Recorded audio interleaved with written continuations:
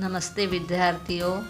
आज हम इतिहास और नागरिक शास्त्र में घटक 2 समाज में विविधता इसका अध्ययन करेंगे।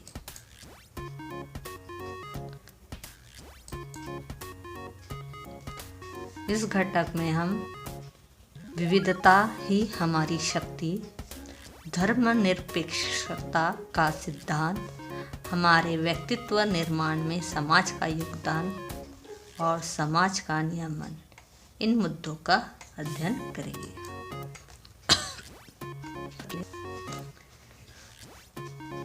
प्रस्तावना।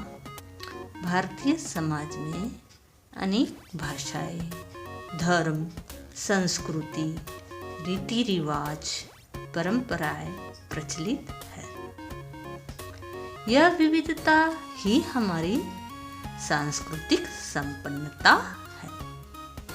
हमारे आसपास मराठी, कन्नड़, तेलुगु, बांग्ला, हिंदी, गुजराती, उर्दू आदि भाषाएं बोलने वाले लोग रहते हैं। ये तीज त्योहार उत्सव मनाते हैं। उनकी पूजा अर्चना की पद्धतियाँ अलग अलग होती है। विभिन्न ऐतिहासिक विरासत प्राप्त प्रदेश हमारे देश में है। इन सभी के बीच विविधता का आदान प्रदान होता रहता है। वर्षों से एक साथ रहने के कारण एकता की भावना निर्मित हो गई। भारतीय समाज की एकता दिखाई देती है। विविधता ही हमारी शक्ति। विभिन्न समूहों के साथ मिलजुल कर रहना, अस्तित्व अनुभव करना है। ऐसे सह अस्तित्व से हमारे बीच सामंजस्य बढ़ता है। इसके कारण हम एक दूसरे के रीति रिवाजों और जीवन होते हैं। हम एक दूसरे की जीवन पद्धति का आदर करना सीखते हैं। साथ ही दूसरों की कुछ प्रथाओं और परंपराओं को भी ग्रहण करते हैं। इसी से समाज में एकता बढ़ती है। सामाजिक एकता द्वारा हम प्राकृतिक और सामाजिक आपदाओं का सामना कर सकते हैं। धर्मनिरपेक्षता का सिद्धांत। भारतीय समाज में विविध धर्मों के लोग रहते हैं। उनके बीच परस्पर सामंजस्य बढ़े। विभिन्न धर्मों के लोगों को उनकी श्रद्धा अनुसार पूजा अर्चना करने की स्वतंत्रता प्राप्त हो। इसलिए हमारे संविधान में महत्वपूर्ण प्रावधान किए गए हैं। संसार में भारत एक महत्वपूर्ण धर्मनिरपेक्ष राष्ट्र है। हमारे देश में बड़ी मात्रा में भाषाई और धार्मिक विविधता पाई जाती है। इस विविधता को स्वस्थ रूप में संरक्षित करने के लिए हमने धर्मनिरपेक्षता सिद्धांत को स्वीकार किया है, जिसके अनुसार देश में शासन द्वारा किसी भी एक धर्म को मान्यता नहीं दी गई है। प्रत्येक व्यक्ति को अपने अपने धर्म अथवा पसंद के धर्म की उपासना करने की स्वतंत्रता है। धर्म के आधार पर व्यक्ति में भेदभाव नहीं किया जा सकता। सभी धर्मों के लोगों को शासन द्वारा अधिकार दिए गए हैं।